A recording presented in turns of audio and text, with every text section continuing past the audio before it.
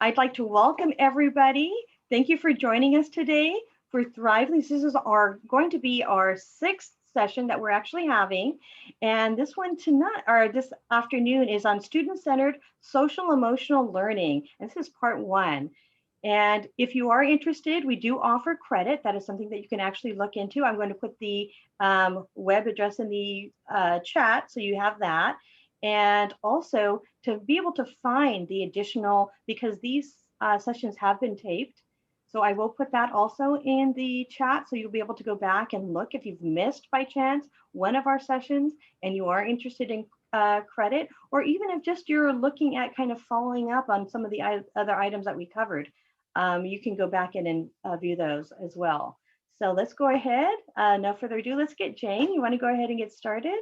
Absolutely. Thank you so much. It's wonderful to be here. Thank you so much. I'm going to go ahead and share my screen in just a moment. So let's just do it. All right. Are you seeing my screen? All right. Yep. Yeah. There Excellent. You go. All right, thank you, and welcome everybody. My apologies for the glare, but you won't need to see me. You have a screen to look at and a really amazing platform to see. So first of all, thank you all so much for everything that you do for our young people, for their families and our community. So we're so happy to partner with CTA in their pursuit of education and equity across our amazing state. So thank you so much for being really the drivers of that every day. So, so let's begin. So I want to start with just, you can, Anita will monitor the chat, but if you've been here before, you might have seen that I am particularly fond of this visual metaphor. And if you've been here, so you may have done this one, but I love this one because across, the state, as I'm talking to our incredible educators, they say it does feel like we've jumped out of a plane, but we have one another, right? We'll have a nice soft landing when we can depend upon one another. So, so you're holding hands. Here you are in solidarity with your fellow CTA members. And so how I want you to do this is to kind of get vulnerable, be authentic. We're talking today about a strengths-based IEP and working with our young people who often feel vulnerable in their learning spaces. So for them to feel comfortable, sometimes we're going to have to get a little vulnerable and a little uncomfortable ourselves, just to say, hey, it's okay, say how we're feeling. So what we're going to do in the I'm In strategy is we're going to work with this wheel, starting from the inside and working out to say how you're feeling and to articulate it, right? So if you look at the wheel, and I think maybe it might be a little difficult to see. I'm going to take you to a larger version that's in the platform itself and show you where this lives for our for our learners. But in terms of concept and what this does, helping our students really develop that vocabulary to say exactly how they're feeling, or to get closer to exactly how they're feeling. And I know, as an adult, it's very hard for me, right, as well, to articulate my emotions, especially if I'm not, if maybe I'm not feeling particularly happy, so it can be a challenge. But letting our students know, like, let's express that. And also build that academic vocabulary around emotions. So for today, how this strategy works is I'm going to say, of course, that I'm feeling happy and I'm feeling extremely optimistic, inspired, and hopeful always by the incredible educators that we have who've really helped our young people really navigate this really scary time. So thank you to all of you, but I'm happy, I'm feeling optimistic, I'm hopeful and inspired, and I am in. That's how the strategy works. Go ahead and put it into the chat. I'm going to see if I can find a bigger version of this for you. So give me just a second while I do that. All right. Sorry, I had to switch computers. So go ahead and say how you're feeling. Say that you are, how you're feeling, say that you're in. I hope you're in, you're here in body, mind, and spirit. You're certainly here after work. And we really, really appreciate that. And give me a second while I find, I did a professional learning today for a fellow teachers, and they said, I can't see that wheel. So let me give it to you here. So that's a little, I hope that's a little bit better, if you can see that. So I started here in the center, feeling happy. I'm feeling optimistic, hopeful, and inspired. And I am in.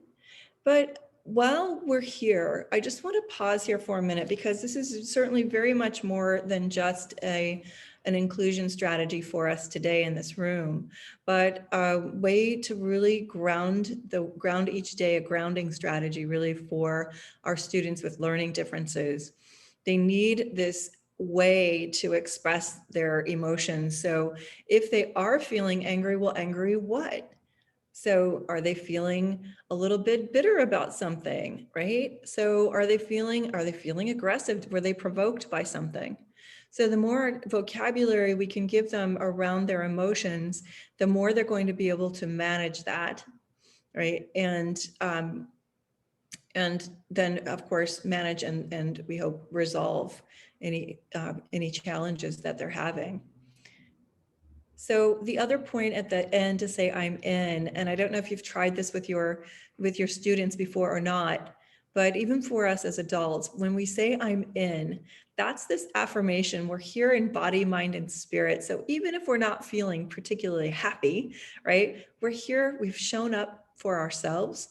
We've shown up for our colleagues, and we've shown up for our students. And similarly, your students with that strategy are there too. It's like, yes, I've heard you. You're not having a great day, but you're here. You're here for yourself. You've shown up for yourself today. So thank you for letting me kind of linger on that for a minute. And we'll come back to this playlist a little bit later.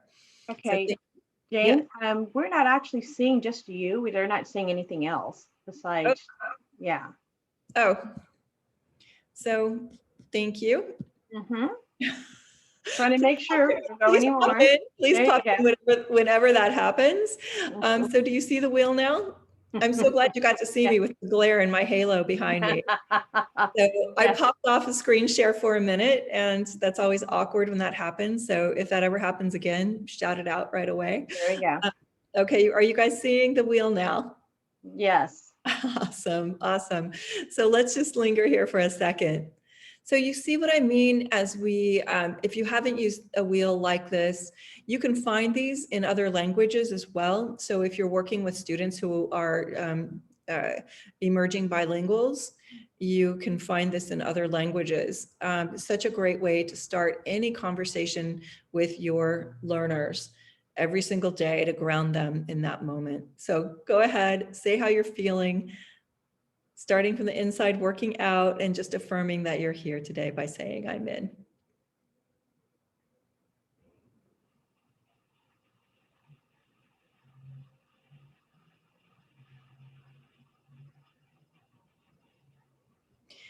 All right, I'm just take another moment to let it kind of sink in. If you're like feeling bad, I like that one, tired, I'm maybe a little unfocused or sleepy, right? Something like that, it's okay. So ground the students each day in that. We're going to be talking a lot today about social emotional learning and students with learning differences, and looking at resources that we can use to make them really feel connected to us and much more comfortable in the learning environment. All right. Okay. Thank you, everybody. So you've popped that in the chat, and you see the title of this, Get Vulnerable, Be Authentic. And for our students with learning differences, this is more important than anything, is to be that authentic person.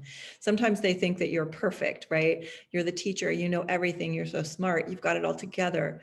Well, giving them the opportunity to see you as a human being is so important for them to know they're not striving for perfection, and not one of us is perfect. So super good resource and strategy to use. The next piece in Thrively, if you know anything about Thrively, you know that we always start with strengths. So our core premise is that every single human, every educator, every child comes to the teaching and learning environment with strengths, with assets already.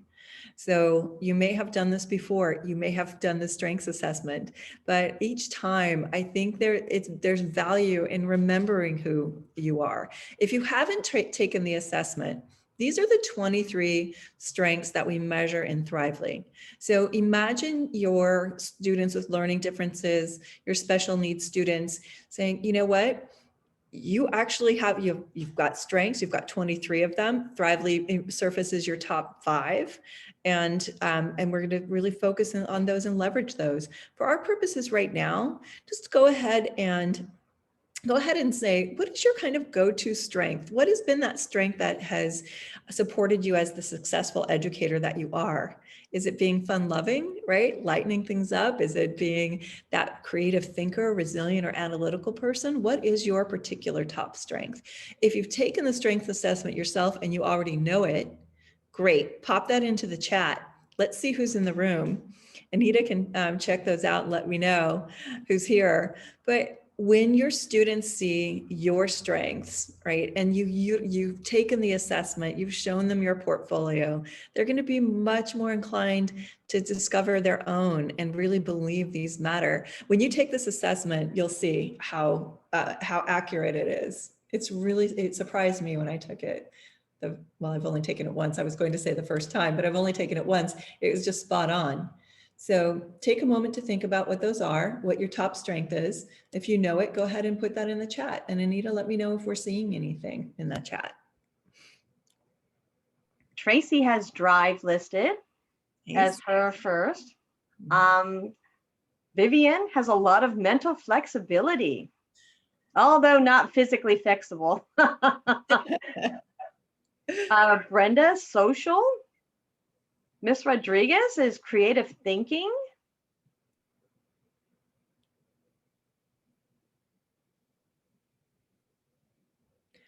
Well, thank you so much. Keep putting them in there. And just know, even with your faculty, right, with your colleagues, these all of, they will come to the table with a variety of strengths. Not always, we don't always have maybe the best memory, right? Maybe that's not a top strength of ours, but we have appreciating our colleagues, or we have that kind of we've got leadership skills and so on. So these are really the kind of the fabric of our community, and they create that kind of warp and weft that keeps that fabric strong. When your students with learning differences see this, and they'll be like, oh, wait, isn't it just all about academic? Aren't I in school? Am I not just supposed to be academic? Because that is the strength that we tend to value above all else, right? In order to get to become strong across content, we can utilize any of these strengths. We can use our flexibility, right? To be flexible when maybe something hasn't gone our way. Or if we're analytical, we can break down a problem. So we can help our students with learning differences say, how do you use your strength to address a social or emotional or academic challenge that you're facing? And being successful in school doesn't necessarily just mean that you have academic strength. How do you utilize and leverage the strength that you do have to be successful? And here's what you guys get to see. If you haven't already logged in and created an account in Thrively, which I hope you have by now, but if you haven't, then you certainly haven't seen these insights. And this is what we're looking at. This is a dashboard unlike any other. And if you've been here for 6 of these, you see this every time, but I just think it just bears showing it again, because it's so cool to pop into any of these and see. We know we've got somebody with drive in this room. Who else shares that strength with you? So here are students who have drive. Here are the lessons in Thrively. I can hover over any of these topics and I could go straight to a lesson on this case, and on creative thinking. I know we've got a creative thinker and flexible thinker in the room. So lots of resources available for you in Thrively. If you are working with your gen ed teacher, right, to say, hey, let's have everyone take the strengths assessment. When we're developing groups, let's do heterogeneous grouping, not based on who the A student, B, C. Let's do it based on the strengths. And that'll just drive home for students with learning differences that you may have a learning difference, but you bring a strength to the table, to the heterogeneous group. So this can be utilized in so many powerful ways for those kids who need to see that those assets matter. So in their portfolio, Anita, are you seeing this screen? Yes, we can see it. Okay, thank you so much. So in this case, this is Avery. Avery is a student with an IEP, and Avery's going to see that, she's coordinated, she's athletic, she's analytical, she's got drive, right? So many reinforcing ways to understand ourselves. This is our Avery's digital portfolio, and we're going to come back to this tonight or today. Is there any way, Jane, of making that a little bit larger? Because it's really small. I wonder There you go. is that better? Thank you. Yeah. Yes, I can okay, great. So we're going to come back to this digital portfolio because ultimately what we're trying to do is to provide that support for our students with learning differences. But for those of you who are really moving in the direction of a strengths-based IEP, this digital portfolio is so helpful. What are my strengths? What are my intelligences? We know that there are a lot of ways to be smart, right? So in this case, Avery she's nature smart, she's verbal, she's musical. And we can also share with our students those top habits, what those habits of mind are, that all successful people tend to possess these, all of these habits, right? We can think about our thinking, strive for accuracy. Maybe some areas for growth for her are taking responsible risks, thinking interdependently, right? So when we see these data, we can work with our students with IEPs, and maybe we craft an additional goal around one of these areas for growth in the habits of mind. So if it's thinking interdependently, so important for anybody, but for people who maybe feel a little anxiety in peer situations, how do we help them grow this and help their general education teachers understand that this is an area of growth, and that we want to make sure that we have thoughtful heterogeneous grouping so our students come to those groups knowing what strength they bring to the table, to the conversation, and just think about that a little bit differently. The other assessment in Thrively, super, super important. Those of you who are responsible for helping students with their IEP transition plans, this is the RIASEC interest profiler. So Avery has discovered she's investigative, social, and realistic. So she can look at careers where people who have those personality types tend to find success over time. So if I go here back to Avery's, here, this is her dashboard. If I go to Avery's pathways, she's already told us this is stuff she feels she's excited about. She wants to be a pastry chef, a camera operator, or a chef. So this is all information she can explore, whether, no matter what grade level and kids love to look at this. Like, what does it mean to be a camera operator? What's a day in the life?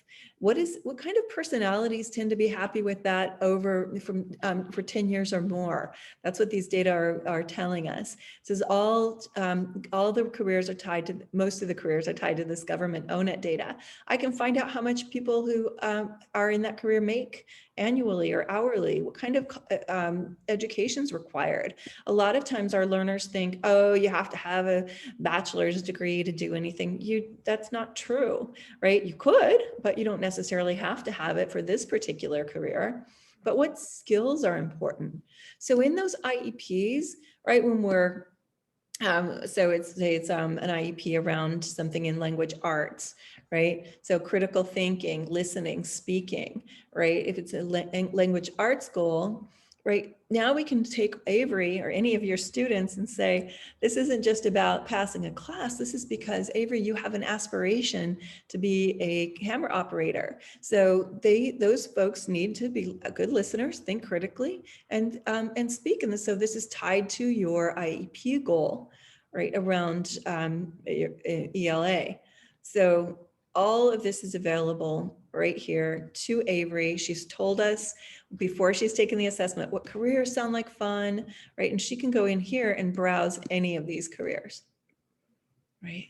So now, Jane, which grade level? So I know we're looking here at the, students with careers. What grade levels? That was one of the questions that came up. Yeah. Thank you. So Thrively is designed for most of the content is designed for students grades 3 and up, although I will show you some pre-K 2 content that we have. And the strengths assessment for pre-K 2 is administered by families, so in the home. With careers, the way that our younger students, or students who are emerging bilinguals, right, the way that they are selecting these when they sign into Thrively is just by the picture, right? Like, what looks like fun? Ooh, I like cars. So students who are still learning to read, or students who are acquiring the language, and students maybe who have some learning differences, they'll just go, oh, I like, this looks like fun beakers and gloves, or working with plants. So every single career has an image that's, that we hope is engaging and interesting to younger learners. Okay. Difficult are those questions, Jane? Like, for instance, for first graders, are they difficult questions? Oh, so with the pre-K 2, that is an assessment administered by families, and it's like, what looks like more fun, riding a bike, or building a bike? Questions like that are very simple, but the families help their youngster with those questions. Thank you. Of course, of course. All right, so coming back here, so now we know what our students' strengths are, we see what those interests are. So as we are engaging with our students, just deepening that relational trust with our learners. We know research tells us, and you've seen this, that students are 30 times more engaged in their coursework if they believe their educators know their strengths and are acting upon them to support them. So just knowing that it's really exciting to think, okay, we can know their strengths, we can see their interest and have those deeper connections, build that relational trust, and say, hey, let's see who's interested in cartooning. We talked a lot about. Okay, so we can see, hey, Bella and James, I see you're interested in cartooning. How'd you know that about me? Right? You guys have access to all of this to help get to know them, and maybe help when maybe there's a stressful situation happening, but I know that James likes to cartoon. I can say, let's take some breaths, let's take some mindful breaths, and maybe let's do a little drawing, a little cartooning. So just ways to help you, more resources, more tools in your toolkit to help you reach out to students around things that they care about. Maybe we just need to take the conversation out of the classroom and get somebody thinking about something that I see all these kids love archery, right? In California, that one cracks me up. But here's soccer. Okay, so Ashley might be having a difficult time, but now, hey, I know you're interested in soccer. Let's talk about that for a minute. Let's get our minds to someplace where you feel success, and take a breather before we get into any whatever conversation you need to have with her. Also, in those pathways, you have this aggregate data. So who are all of your learners who want to be? We know that Anna wants to be an animator. There's Timothy. Who are our future animators? Who are our future doctors? So when we've got one of our learning difference kids and we know that that person wants to be a doctor, we can say, all right, if you're struggling with a particular class, a particular concept, this is something, we're not here just to pass your classes, we're here to prepare you for a thriving life.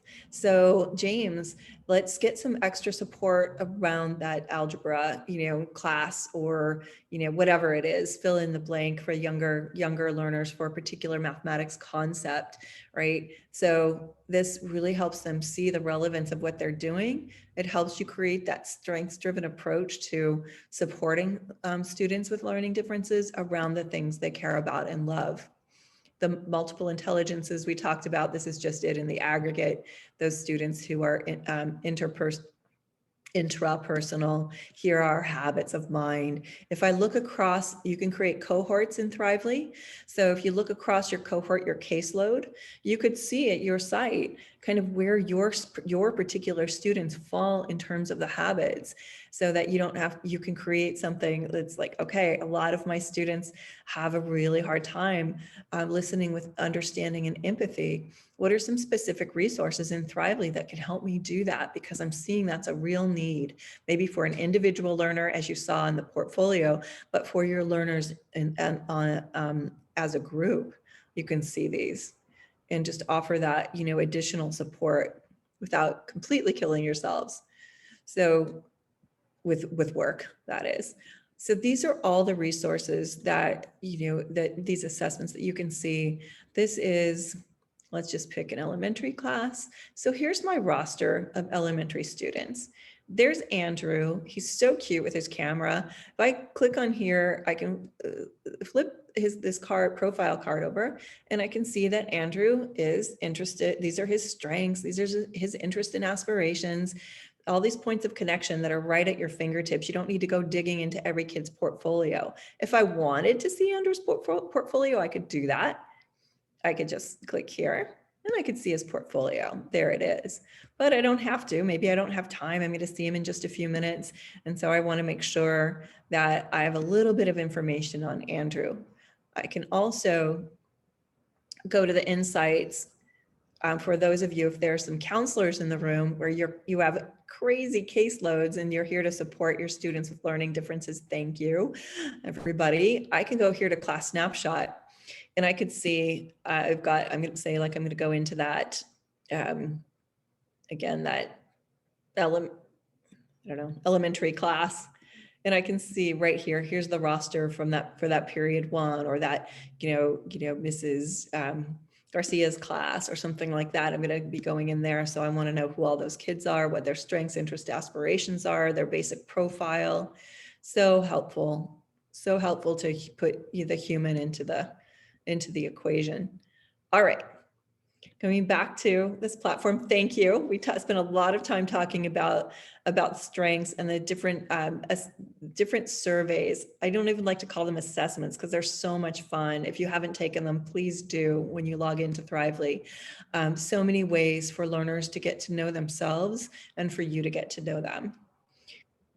And Jane, also, they're asking if Thrively is available in Spanish. So it isn't. However, let me share a couple of features that are available in Spanish, and that is the strengths assessment.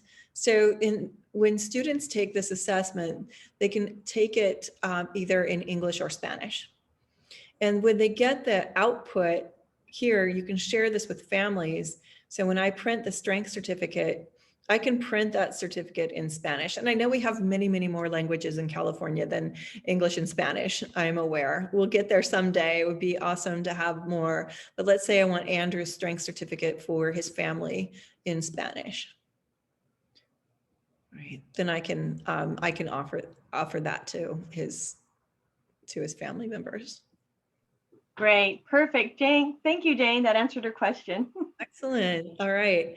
So I would love it if today, if you are so inclined, I'm going to stop sharing, and Anita will tell me if I forget to share again next time.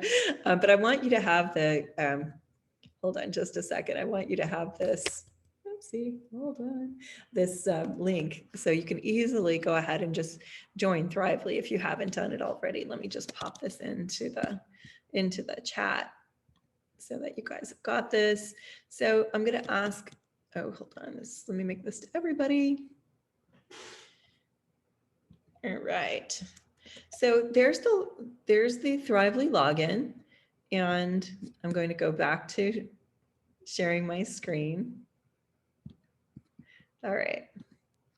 Okay. So what you can do right now is just go ahead and if you haven't logged in, you can log in, you can create an account, because you will have some work to do if you're receiving credit for this series of classes. And I want to make sure that you know how to do everything that you need to do, because you'll create a project, an IEP transition project for students. And I know that starts in 7th grade, but if you're a teacher of younger folks, you can just create an It's All About Me project. That's fine. But we'll learn how to engage in projects today. So go ahead and you can just go ahead and link your Google account. Utilize, of course, use your school account, your professional account for this. All right, so that was our intro. We're going to lay a foundation for a strengths-based approach to supporting students with learning differences. You're going to explore some resources that build that relational trust for you. You're going to help the students become goal-oriented. And at the bottom, you can see, learn how to create a strengths-based IEP transition project. So that is the homework for all of you to grapple with. If you've been with us before, we talked about project-based learning a few months ago. It's the same resource. So I'm hoping by the end of today, you will know how and feel comfortable, right, creating a project like that. All right, we talked about who Thrively is. You guys know we're here with you, doing all the things that you're trying so hard to do.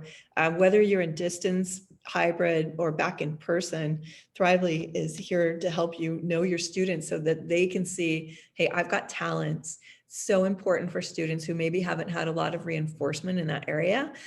They've got talents, I belong. That sense of belonging is so important, and that increases when your students build stronger relational ties with you. And I'll show you a couple of ways that Thrively can help you do that without killing you. I'm respected and valued. And I know I'm respected and valued when I know that you know me. And I know that you know me when you can actually say, hey, I saw these are your strengths. I see these are your interests, right? So, and then I have a contribution to make. Every single person does. And when we let them lead with strengths, then they know they've got that contribution. And we'll work on, how do we build passion and discover purpose through careers and develop skills, social, emotional skills that can support us in school and beyond. And that authentic learning is mostly manifests as a project in the Thrively project interface. We're going to look at that today. We're using it today for the strengths-based IEP, but we do a lot of business connections projects where we work with local businesses to bring a real problem or challenge to students from the community. Let me know, you can reach out to me, Jane at Thrively, if you want to know more about those. And ultimately, we're here to empower learners, make sure every single child feels like they're ready for life when they leave our schools. So we're here. These are all the things we know that you do every day. We're just here to make it easier for you. All right. So I want to take a moment. We've seen this before if you've been here, but I can listen to her every day. So we're going to listen to this, really what this call to action is, which is get to know your students' strengths and allow them to lead with their strengths and their identity. So here's Karen Pittman. Let's take a quick listen. Young people's racial and cultural identities are critically important. And we have to acknowledge that the way we have set up opportunities for learning and development are not always respectful of the diversity that we have in this country. As we are thinking about how to maximize chances that young people are thriving, it's important to let them lead with their identity. Not bury it, but lead with it. Show it off, be proud of it, actually display it, to perform it, to put it up on the stage, to put it up on the screen, to make videos about it, to write poetry about it. So they are really bringing themselves into the room. If I come into a space and I don't trust this space and I don't bring my full self into this space, the behavior that you see may not be a reflection of my competence. It's a reflection of me not being motivated to show you what I have because I don't trust this situation. If I don't have a relationship with you and I don't get to be a little bit more of who I am, you're going to slow down my learning and development by not knowing me. Schools and community organizations and families and the overall sort of environment of the community are all playing a role in shaping the experiences and contexts and relationships where learning happens. That basically is what the science of learning and development has told us, that all adults, all settings, all experiences matter.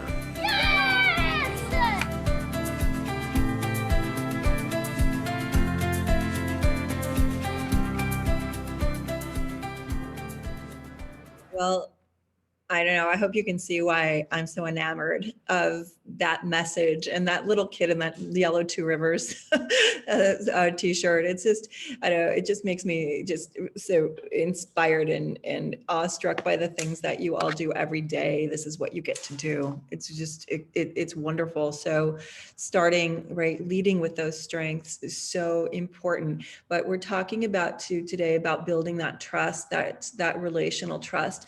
And I would say, and you might find this, different definitions, but just really quickly, I would say organic trust is the trust we just kind of expect. Like we expect our teachers to be nice and we expect them to care about us. And right, we have those expectations organically, but then that can fade pretty quickly if we don't have relational trust, which is the trust that's backed up by evidence.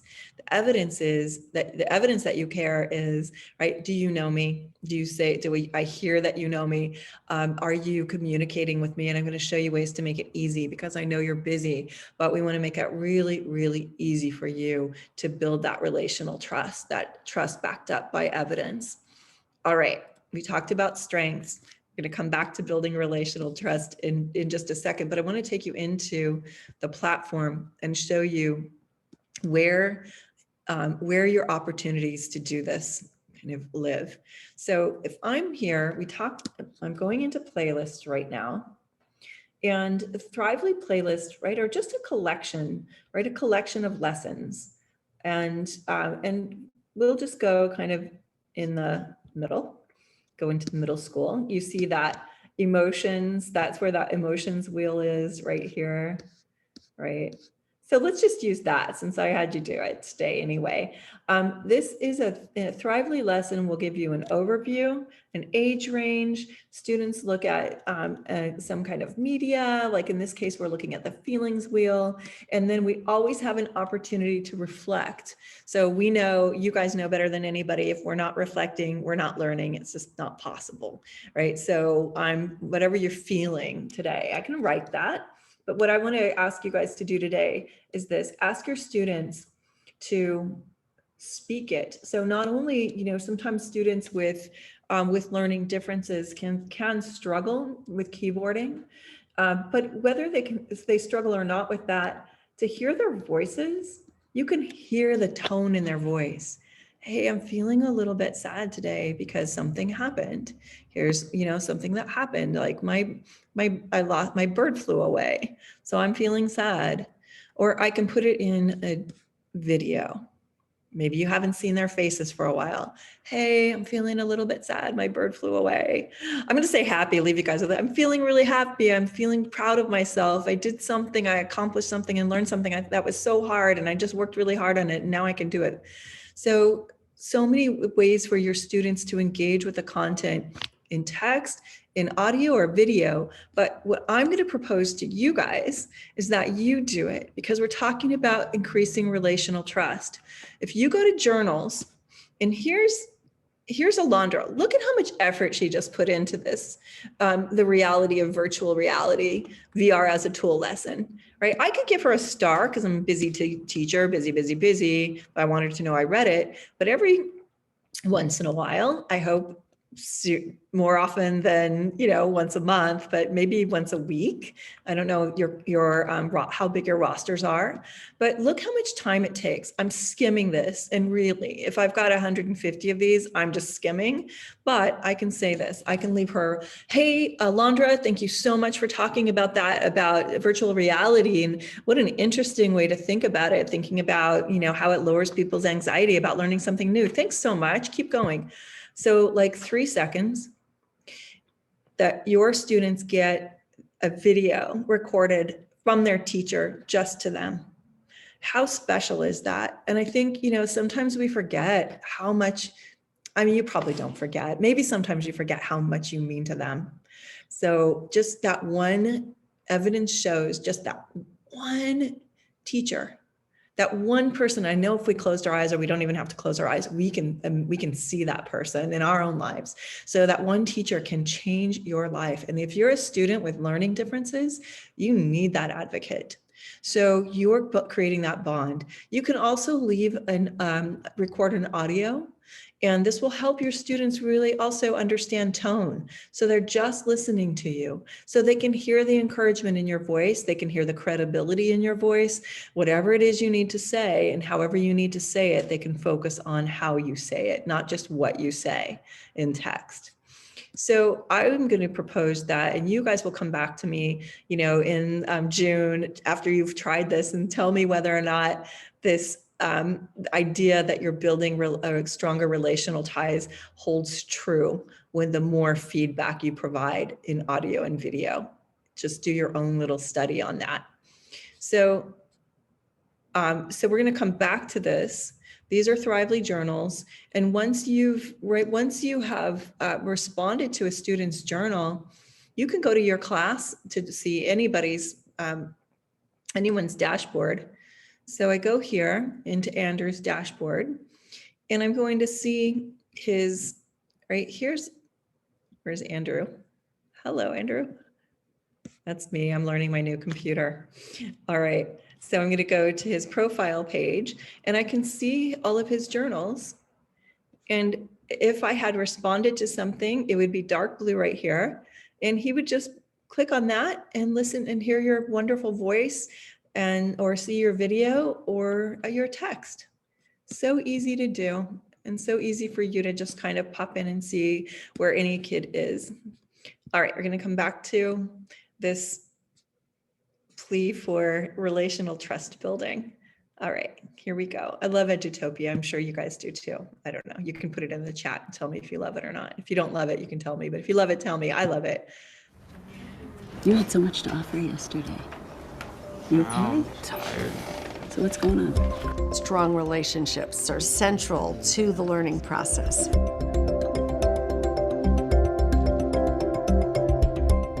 What the science of learning and development tells us is that we need to create learning environments which allow for strong long-term relationships for children to become attached to school and to the adults and other children in it.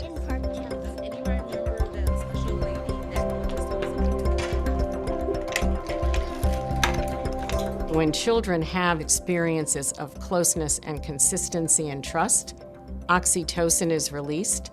Oxytocin has many, many positive effects on the development of the brain. So when we think about a relationship, we're not just talking about being nice to a child.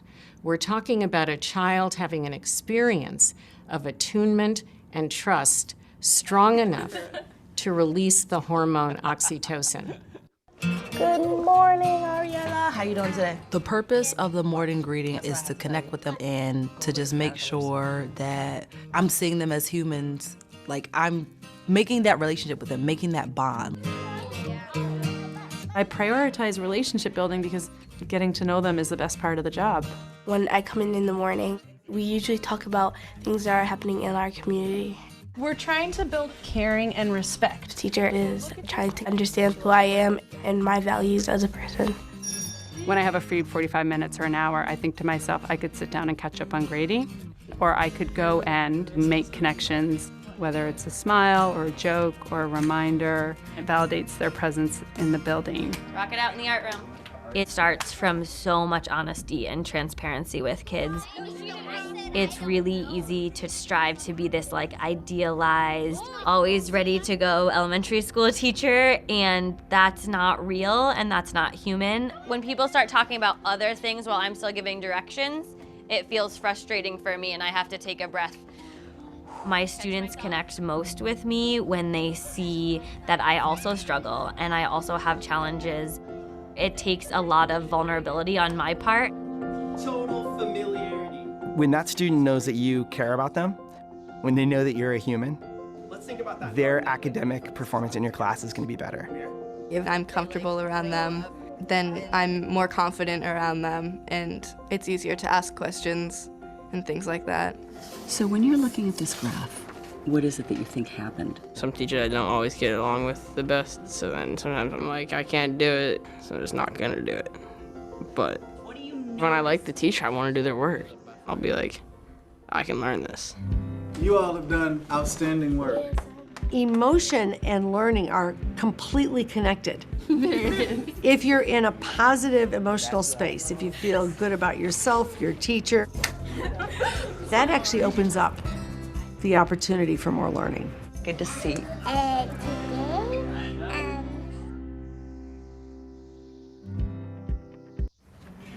You had so much to Look what you guys do every single day. It's incredible.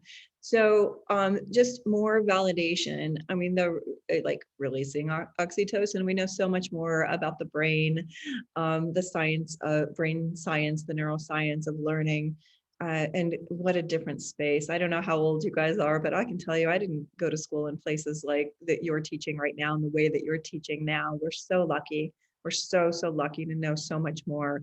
But it does increase like it does increase the opportunity for you to adopt and think about new platforms like Thrively. It increases our workload a little bit, right? Because it's not just content, we know now. The more we know, the more we have to act on what we know. And we're just really trying to make that easier for you with Thrively. So I hope that you're able to utilize those resources to support you as an educator to do all the things you need to do, but in a way that's coherent, that's not a burden. So I want to share a couple of things. So we saw a couple of lessons in Thrively, but here are some that I just like to call out. This one on self-awareness, there's self-regulation, grit and focus. So many great ways to engage with kids. But for folks who have younger learners, I want to just take a moment to share with them, because the rest of us will get this too, that you can utilize these Thrively lessons in a synchronous learning environment. So if you're back in the classroom, let's imagine you guys are hybrid, right? I don't know how when you're serving students with learning differences, and I don't know how you do it. You guys work the magic, but I think this would make it so much easier. You've got some kids in class, and today we're going to watch a video about how Chrysanthemum got her name. And I want you to think about, before we watch this video, I want you to think about your own name and why it's perfect just for you, right? And so starting with that in a synchronous learning environment, we do that, we watch the video. And we're not watching the video, we don't have time. Okay, everybody, how did Chrysanthemum feel about her name at first? Oh, she thought it was great. And then other kids thought it was weird. And then she got embarrassed, but then she got proud, right? So what about you, right? So we can ask those questions in our classroom environment, in our video chat, right? We can, in a smaller group, right? Just go around the room in video and share. So many resources for you all to bring up some really important issues that help your students understand themselves better. This one, for students probably like, I don't know, 3rd grade and up, I love this one. And if you guys have been on my webinars, I always show it. I'm not going to show it. You have to get into Thrively now to go find it. But this Steph Curry video, it's all about hard work. I mean, sure, he was born with some natural talents, but it didn't mean he needed to be the MVP or even become a professional athlete. So it's all about the effort and the work. And for our learners with learning differences, I think the more messages that they can receive about the effort involved, the better. Because for them, it must seem like, oh, it's so easy, for everyone to get this. And why is it so hard for me? Well, for people who are super successful, it isn't easy. It's hard for them too. That woman, there's the young woman, the tennis player. I can't think of her name. You guys are thinking of it right now. She's a kid. There's an incredible video that I just watched today on YouTube, showing her day, how she prepares to be a professional tennis player. The amount of energy and effort is just phenomenal. Sorry, my light just went out. Now I'm even darker. All right.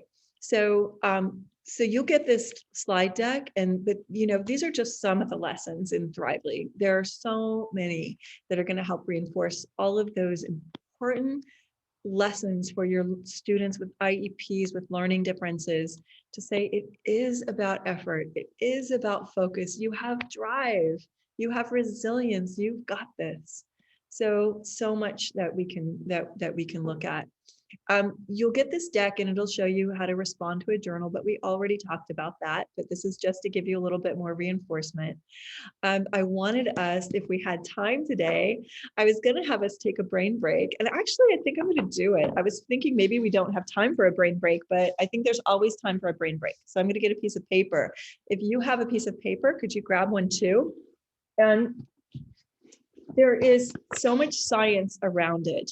And this, for our students who need that opportunity, right, to calm down, right, just to take a breather, right, this is a great way to do it. And I'll show you the resources in the platform that help.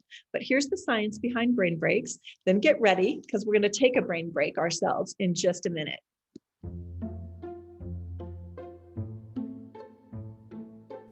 Breaks during the school day aren't just downtime. The research shows that well-timed breaks can increase student productivity, creativity, and social skills. In fact, a groundbreaking 2012 study using brain scans revealed that the brain isn't actually at rest when we take breaks. Instead, it's in default mode, a state where the brain works on other tasks crucial to learning, like making sense of complex information, consolidating memories, and finding novel connections. Without breaks, we simply don't learn as well. So, make them frequent. Breaks allow students of all ages to regain focus and are especially important for very young students. One study showed that for elementary kids, several 10-minute lessons were far more effective than fewer 30-minute ones. Plan for repeated pauses throughout the day, fewer as kids get older, and give students time to process their learning. Make them active. Integrating physical activity into your breaks can boost moods, reboot motivation, and improve cognitive functioning.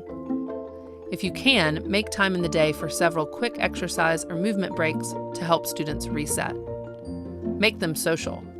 Breaks don't have to be solitary or structured. Giving students time to interact, for example during an unstructured recess or a planned game, can improve crucial social skills like conflict resolution, collaboration, and group problem solving. Make them creative. Breaks allow kids to use their imagination. Research shows that unstructured play stimulates curiosity and creative thinking. A bonus, the exercise kids get during recess boosts neural connectivity and promotes growth in the hippocampus, the center of learning and memory. And thank you, Edutopia. Are you guys ready for your brain break? Here we go. Okay, this is our brain break. If you've got a piece of paper, I'm going to do it too. So here's what we're doing. Maybe you've joined me before and I've had you guys do this. I don't know, but this is what we're going to do.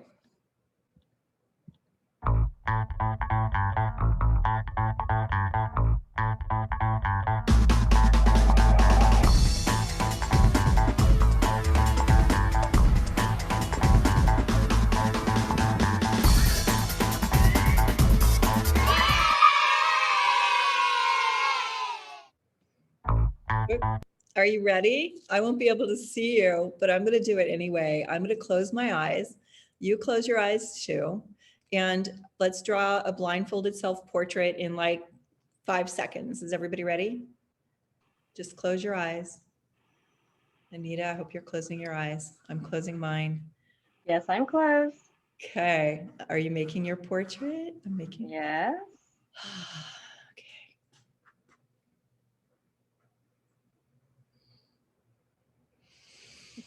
Take a big breath, put your finishing touches and show your portrait. Oh, nice. Nice. That's me. Right? So much fun. And right. And there's science behind it. There's so much stuff in here. Have students take a yoga break, have them stretch, have them breathe. So many ways to engage to give your students that opportunity, right? To go ahead and process all of the things that they're learning Oh, I'm not in my, okay, process all the things that they're learning. We didn't get a chance to talk about goals in Thrively, but with this deck, you'll see how you can create a goal. There's a lot in here, but we pretty much got there. I want to show you one more feature because the goal setting feature in Thrively, and I know we only have a few more minutes. Oh, this one I put in, love myself. I think I put that one in. So you can create a goal for your learners. They can create one themselves.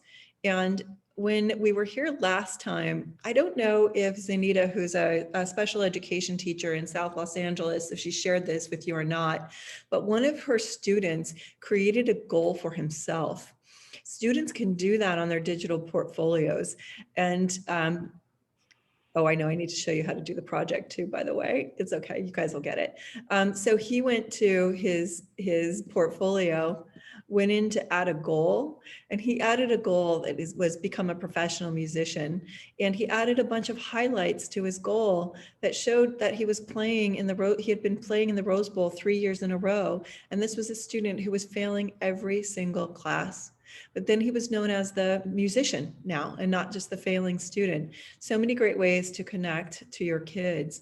So one of the things that I'd like you to do, if you've been here before, if you haven't, you'll practice, to go into your Thrively projects and start thinking about what kind of how would you create a transition project for your students? How would you start them with the resources that are already in the platform? How do we start with strengths? What do we want kids to know as they're making their way through their transition project?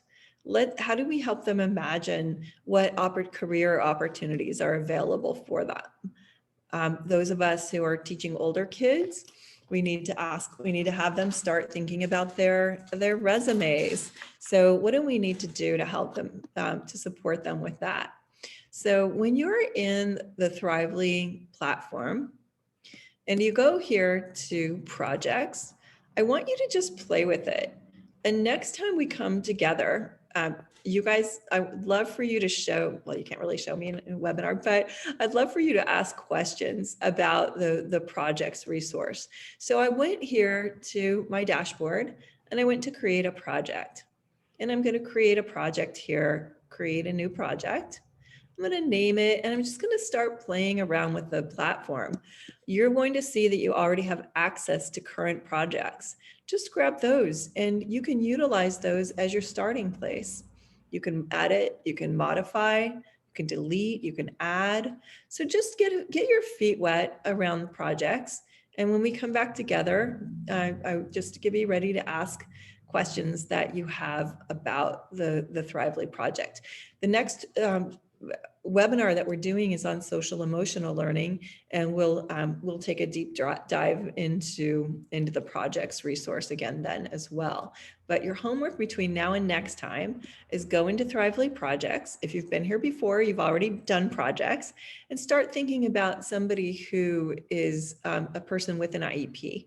What resources, what kind of project would they need to really, to maybe it's this is my fight song. What project might they need to get started really shining a light on all the wonderful things that they are.